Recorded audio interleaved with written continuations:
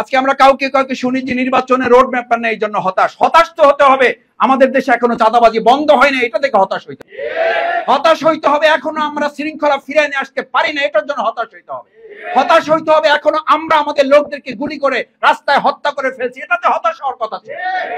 আমরা তো তাতে হতাশ হই না, আমরা তো তাতে উদ্বেগ প্রকাশ করি না, আমরা তো তাতে বিস্মিত হই না, বরং আমরা বিস্মিত হচ্ছি এই চাঁদাবাজি, এই দখলদারিত্ব, পরস্পরকে এখনো গুলি করে হত্যা করার যে পরিস্থিতি আমাদের সামনে দেখছে, এটা দেখে আমরা হতাশ হয়ে যাচ্ছি। আমাদের বাংলাদেশ কিনে ভাবতে হবে নিজের ব্যক্তি, আমরা মুখে বলি ব্যক্তির চেয়ে দল বড়, দলের চেয়ে দেশ বড়। এখন সব বাদ দিয়ে আমার কাছে আমার দল এবং ক্ষমতাটা যদি আমার কাছে বড় হয়ে যায়, এই জাতি বিগত দিনের 24 সালে যেভাবে আস্থা করে নিক্ষেপ করেছে, আমিও যদি ওই কাজ করি, জামাতও যদি ওই কাজ করে, অন্য কোন রাজনৈতিক দল যদি তা করে, তাদেরকেও একইভাবে হয়তো আস্থা করে নিক্ষিপ্ত করবে।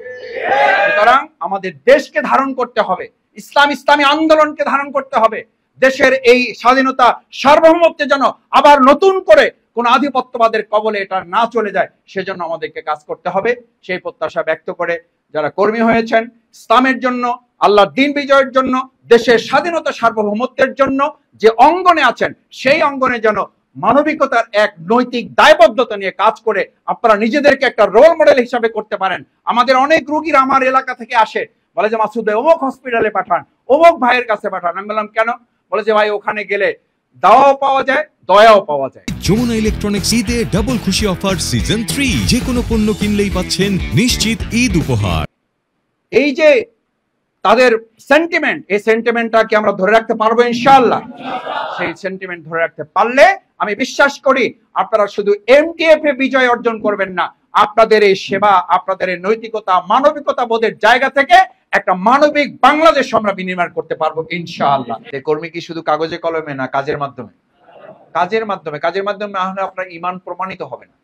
অহুম লা ইফতানুন, মুখের কথায় আপনাকে পাশ ফেল নির্ধারিত করা হবে না। মাঠে যেতে হবে, কাজের সাথে সম্পৃক্ত হয়ে আপনার ঈমান আছে নাই এটা প্রমাণ দিতে হবে। যে ইসলামী আন্দোলনের এই কর্মী হিসাবে কাজ করার যে প্রসঙ্গটি, এই প্রসঙ্গ বাস্তবায়নে আপনারা যদি ভূমিকা পালন করতে সক্ষম না হন বা আমরা না হই, তাহলে আপনার এই সালাত, এই সিয়াম, এই জাকাত, এই তেলাওয়াত, এই সিজদা, এই রুকু, এই তাহাজ্জুদ, এই জিকির, এই কাজগুলো যথাযথভাবে আপনার জন্য অনেক সময় বাস্তবায়ন করাটা কঠিন হয়ে যায় এবং এটাকে বরবাদ করে দেওয়া হতে পারে।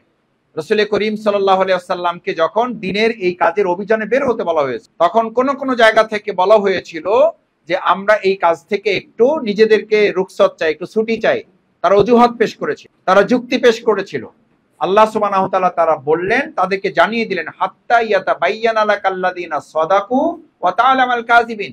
সত্যবাদিতা এবং মিথ্যাবাদিতা শুধু নামাজের উপরে, শুধু রোজার উপরে, শুধু যাকাতের উপরে, শুধু তেলাওয়াতের উপরে, শুধু সিজদার উপরে, শুধু তাহাজ্জুদের উপর নির্ভর করে না, বরং ময়দানে কাজের মাধ্যমে এটা তোমাকে প্রমাণ করতে হবে। বাংলাদেশ জামাত ইসলামী চাইলে 2024 সালে 5ই আগস্টের পর 7, 8, 9 আগস্ট যেদিন আমাদের সাথে যমুনায় অথবা প্রধান উপদেষ্টাদের সাথে আমাদের নেতৃবৃন্দের কথা হয়েছে, সেদিনই আমরা দাবি তুলে আজহার ভাইয়ের মুক্তির জন্য আমরা রাস্তায় নামতে পারতাম। আমরা রাস্তায় নামিনি, আমরা আল্লাহর উপরে ভরসা করেছি এবং আইনগত প্রক্রিয়া আমরা তার মুক্তির জন্য অপেক্ষা। আমরা চাইলে রাস্তা বন্ধ করতে পারতাম, আমরা চাইলে লক্ষ লক্ষ লোক নিয়ে রাস্তায় অবস্থান গ্রহণ করতে পারতাম, আমরাও চাইলে আমাদের যমুনায় আমরা ঘেরাও করতে পারতাম, কিন্তু আমরা করি নাই।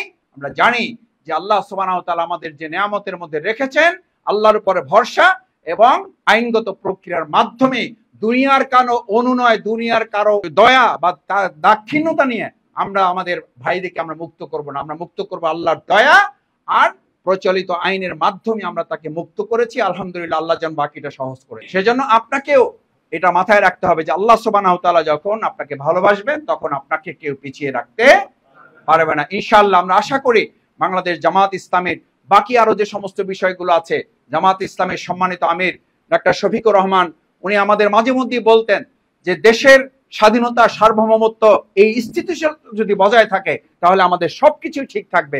আর এই স্থিতিশীলতা যদি বজায় না থাকে তাহলে আমরা আমাদের এই সবকিছু পাওয়ার পরেও কোনো কিছুই আমরা অর্থবহ করতে। যমুনা ইলেকট্রনিক্স ঈদে ডাবল খুশি অফার সিজন 3, যে কোনো পণ্য কিনলেই পাচ্ছেন নিশ্চিত ঈদ উপহার।